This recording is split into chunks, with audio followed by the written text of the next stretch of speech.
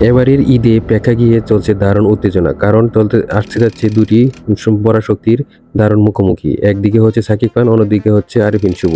কারণ আরিফিন শুভর অনেকদিন যাবৎ ছবি মুক্তি পাচ্ছে না এবং অন্যদিকে শাকিব খান তো স্টারডাম ধরে রেখে। এখন দেখা যাচ্ছে একদিকে শাকিব খান তার রকস্টার নিয়ে আসতেছেন এবং অন্যদিকে আরিফিন শুভ তার মালিক মুভিটা নিয়ে আসতেছেন। রকস্টার মুভিটা অলরেডি আপনারা দেখেছেন গান এবং বিভিন্ন ধরনের টিজার। সেটা অসম্ভব সুনাম কুড়িয়েছে এবং মানুষের সুনাম কুড়িয়েছে। অপরদিকে মালিক সিনেমা আরিফিন শুভ নিয়ে আসতেছে এবং অনেকদিন পরে আসতেছে। এর আগে মুক্তি হওয়ার কথা ছিল কিন্তু এবার ঈদে মুক্তি পাবেন। কিন্তু তিনি এর পাশাপাশি হলিউডেও এবং বলিউডেও অভিনয় করতেছেন এবং তার সম্মান এবং সুদক্ষ তিনি ধরে রেখেছেন। যদিও তা অনেকেই সমালোচনা করেছিল যখন তিনি বঙ্গবন্ধুর মুভিটা করেছিলেন। তারপরেও তিনি একজন ভদ্র এবং সুশিক্ষিত একজন অভিনেতা।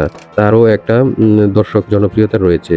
এখন দেখা যাক আসন্ন ঈদে রকস্টার নাকি মালিক কোন সিনেমাটি বেশি জনপ্রিয় হয়, ব্যবসা সফল হয়, তাই হচ্ছে মূল বিষয়। অবশ্যই আপনাদের মতামত দিয়ে যাবেন এবং কমেন্ট করবেন, সাবস্ক্রাইব করবেন, শেয়ার করবেন।